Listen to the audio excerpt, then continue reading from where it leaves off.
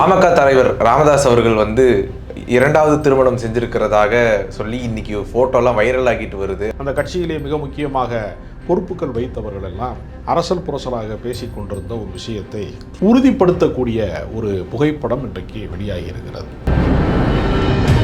இந்த புகைப்படத்தை வெளியிட்டது யார் என்பதுதான் பெரிய சுவாரஸ்யமே இல்லை. இது பாமக காரர்களுக்கு மட்டுமே தெரிந்த ரகசியம். ஏன்னா இது நேத்து கதை அல்ல. அவருக்கு 87 வயசாகுது. 50 ஆண்டுகளுக்கு முன்பு நடந்த ஒரு காதல் கதை. அந்த அம்மா வன்னியர் கிடையாது. சுசீலா என்று சொல்லக்கூடிய சரஸ்வதி என்பவர் தான் ராமதாஸினுடைய செவிலியர்னு சொல்ற சட்டப்பூர்வமான மனைவி. யார் ராமதாஸ் அவர்களுடைய இருப்பிடத்திலேயே ஒட்டு கேட்கிற கருவியை யார் பொருத்தினார்களோ அதே ஆள் தான் இந்த புகைப்படத்தை வெளியிட்டிருக்கார். இப்போ நீ என்ன பெரிய யோக்கியனா, வண்டவாளத்தை நான் தண்டவாளத்தில் ஏற்றுறேன், நீ தனி மனித ஒழுக்கம் சார்ந்தவனா, நீ சரியான ஆளா அப்படின்னு சொல்கிறதுக்காகத்தான் இன்றைக்கு அவர் இந்த புகைப்படத்தை வெளியிட்டார். பொதுமக்களே புரிந்து கொள்ளுங்கள், ராமதாஸ் நீங்கள் நினைக்கிறது மாதிரியே பரிசுத்தமான அல்ல, யோக்கியம் கிடையாது அப்படிங்கிறத சொல்கிறதுக்காக முயற்சி செய்கிறார்.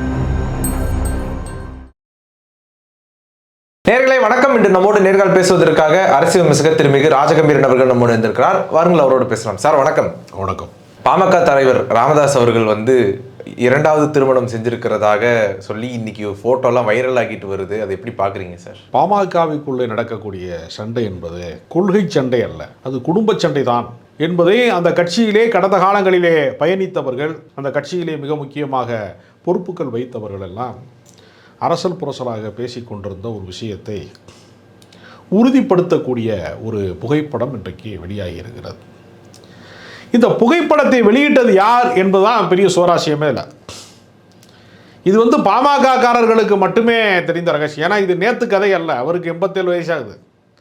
50 ஆண்டுகளுக்கு முன்பு நடந்த ஒரு காதல் கதை. அந்த அம்மா வன்னியர் கிடையாது.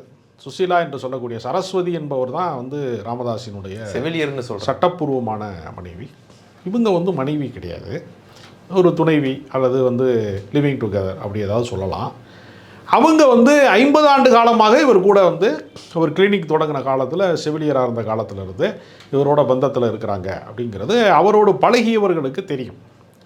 பொதுவெளிக்கு யாருமே இதை பற்றி பேசியது கிடையாது. ஒருத்தருடைய தனி மனித அந்தரங்கம் குறித்து பேச வேண்டிய அவசியமும் கிடையாது. அது பொது வாழ்க்கைக்கான விஷயமும் அல்ல. ஏன் இது வெளியிலே வருகிறது, எப்படி வந்தது என்று ஒரு ரகசியம் இருக்குல்ல.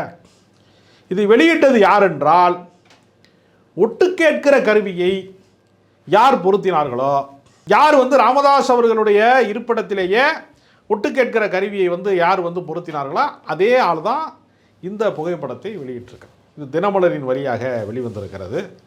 தினமலருக்கு அந்த புகைப்படத்தை அனுப்பி வைத்தது அவருடைய அன்புக்குரிய பாசத்துக்குரிய மகன்தான் என்பது தான் அதில் முக்கியமான செய்தி. எதற்காக இதை செய்கிறார் அப்படின்னு ஒரு கேள்வி இருக்கிறார். தொடர்ச்சியாக அன்புமணியை டேமேஜ் பண்ணுற விதமாக தொடர்ச்சியாக ஒவ்வொரு வியாழக்கிழமை தோறும் செய்தியாளர் சந்திப்பை ஏறத்தாழ அவர் நிகழ்த்தி கொண்டே இருக்கிறார். அவருக்கு தலைமை பண்பு இல்லை, அவர் கட்சியை தலைமையேற்றதற்கு பின்பு வீழ்ச்சியடைய தொடங்கிவிட்டது, நான் தவறு செய்து விட்டேன், அவரை அரசியலுக்கு கொண்டு வந்ததன் மூலமாக நான் ஒரு பெரிய வரலாற்று பிழையை செய்து விட்டேன் என்று அவர் தொடர்ச்சியாக பேசிக்கொண்டே இருக்கிறார். அவர் நான் சொல்வதை மீறி அவர் அரசியலில் என்னென்ன செஞ்சார். கட்சி சமூக நீதிக்காக ஆரம்பிக்கப்பட்ட கட்சி இன்றைக்கு ரியல் எஸ்டேட் பண்ணுறவங்களுக்கான கட்சியாக அது மாறி நிற்கிறது. அது கமர்ஷியலான ஆட்களின் கைகளிலே இருக்கிறது. இவர்களால் ஒரு நாளும் வெற்றி பெறவே முடியாது, வெற்றி பெறுவதற்கான வியூகம் கிடையாது என்றெல்லாம், மதிநுட்பம் கிடையாது என்று, அரசியல் ராஜதந்திரம் கிடையாது என்றெல்லாம் வரிசையாக அடுக்கிக் கொண்டே போனார் குற்றச்சாட்டுக்களை. அதற்கெல்லாம் அன்புமணி பதில் சொல்லவே இல்லை. அதற்கு பதிலாக அன்புமணி என்ன செய்தார்னா, நேரடியான பதில் சொன்னால் சிக்கலாகி விடும் என்பதற்காக அவர் ஒரு குழந்தையை போல மாறிவிட்டார் என்று சொன்னார். அப்படின்னா என்ன அர்த்தம்? குழந்தைனா எதுவுமே தெரியாதது, ஒரு அப்ராணித்தனமான இன்னோசென்ட்டாக இருக்குது தான் குழந்தை. இவர் ஒரு கட்சியினுடைய நிறுவனர். கட்சியை தொடக்க காலத்திலே இருந்து ஏறத்தாழ மிக நீண்ட காலமாக அரசியலில் ஒரு 50 ஆண்டு கால அரசியலுக்கு மேலாக வேலை செய்தவர்.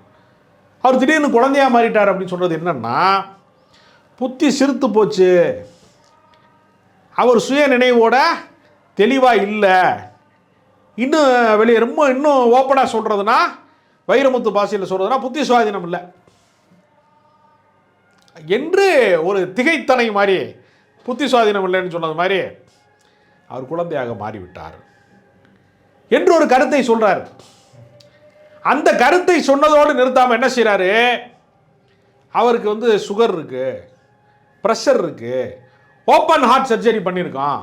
அப்படின்னா என்ன அர்த்தம்னா, வயசான ஆள் அந்த ஆள் பேச்சை கட்டுக்கிட்டு நீங்கள் தேவையில்லாமல் அந்த பக்கம் போனீங்கன்னா ரொம்ப காலம் இருக்க மாட்டார், நீண்ட கால ஆயுளோட இருப்பது சிரமம். நீ நம்பி வந்து அதை செலவு பண்ணி கட்சிக்கு பண்ணேன்னா என்கிட்ட தான் நீ திருப்பி வரணும் என்பதை மறைமுக மிரட்டலை வந்து சொல்லுகிற விதமாகத்தான்.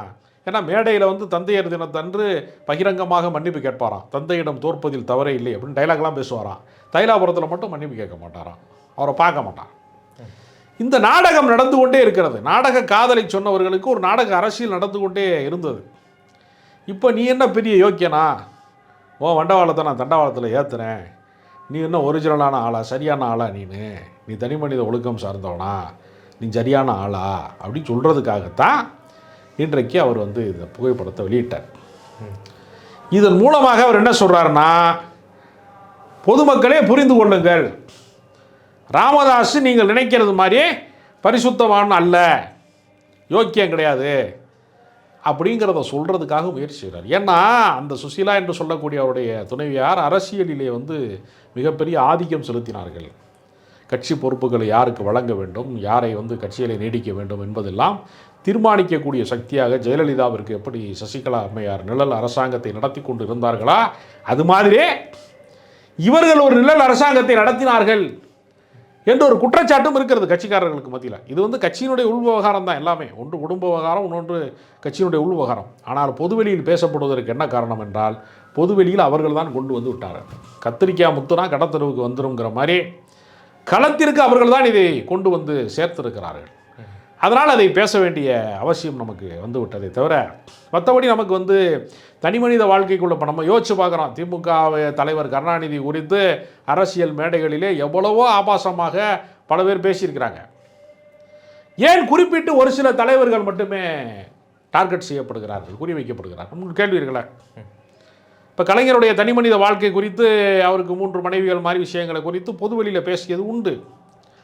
ஆனால் எம்ஜிஆருக்கு பேச மாட்டாங்க அதிகமாக. எம்ஜிஆருக்கு ஆஃப் த ரெக்கார்டில் சில பேர் தனிப்பட்ட முறையில் பேசுவாங்களே தவிர, பொதுவெளியில் பொதுக்கூட்டங்கள்லாம் எம்ஜிஆர் குறித்தெல்லாம் வந்து பெரிய அளவில் பேசுகிறது கிடையாது. ஆனால் உண்மை என்னென்னா, எம்ஜிஆர் அவர்களுக்கு முதல் மனைவி இறந்து போயிடுறாங்க, அடுத்து மனைவி ஒன்று கட்டுறாரு, அது குழந்தை இல்லை. இந்த VN ஜானகி என்று சொல்லக்கூடியவங்க வேறொருத்தருடைய மனைவி. அவர் திரைப்படத்தில் நடிக்கிற போது அது ஒரு கதாநாயகி. கணபதி பட்டுதுங்கிறவர் தான் கணவர். அது முதல் மனைவியினுடைய சாயலில் அவங்க இருக்கிறாங்க என்பதற்காக அவருக்கு காதல் வசப்பட்டோம்னு அவர் ஒரு எம்ஜிஆருக்கு அந்த அம்மா மேலே ஒரு ஈர்ப்பு வந்துச்சுங்கிறதுக்காக அவர் எழுதிய காதல் கடிதம்லாம் அவருடைய கணவர் பார்த்துட்டாரு. கணவரிடம் பிடிபடுகிறது. அவர் அடித்து துரத்தி இந்த அம்மா வந்து எம்ஜிஆரிடம் அடைக்கலம் பூந்ததாகத்தான் வரலாறு. அப்போ தனிமனித வாழ்க்கை குறித்து பேசுகிற போது திராவிட இயக்க தலைவர்கள் மேலே மட்டும்தான் இது மாதிரியான குற்றச்சாட்டுகள் உண்டு. யாராவது பொதுவெளியில் ராமதாஸ் குறித்து இது வரைக்கும் பேசியிருக்கிறார்களா? இந்த புகைப்படம் வெளிவருவதற்கு முன்பு நான் பேச வேண்டும்ங்கிற அர்த்தத்தில் சொல்லலாம். ஒரு சில யாருடைய ஒரு சில பேர் முகநூல் இல்லை அதாவது CN ராமமூர்த்தி என்று ஏற்கனவே வன்னியர் சங்கத்தில் முக்கிய பொறுப்பில் இருந்தவர். அவர் தான் இது குறித்து யூடியூப்பில் சில பேர் நேர்காணல்கள் தந்திருக்கிறாரே தவிர வேறு யாரும் பொதுவெளியில் பேசவே இல்லை. அப்போ யாருமே பொதுவெளியில் பேசாத ஒரு புனித பிம்பத்தை அவர்கள் கட்டமைக்கிறார்கள். அந்த புனித பிம்பம் வந்து உடைகிற போது, அது நீர்க்குமிழி மாதிரி உடைகிற போது இது மாதிரியான உண்மைகளை யார் சொல்கிறாங்கன்னா அவருடைய மகன் தான் சொல்கிறார். அவர் வழியாகத்தான் இந்த தகவல் வந்து, ஏன்னா அவங்க குடும்ப ரகசியங்களை எப்படி பொதுமக்கள் வந்து தெரிந்து கொள்ள முடியும்? சம்மந்தப்பட்டவர்களே எடுத்து வெளியில் வர்றாங்க. அதனால் இது வந்து ஒரு தவறான முன்னுதாரணம் தான்.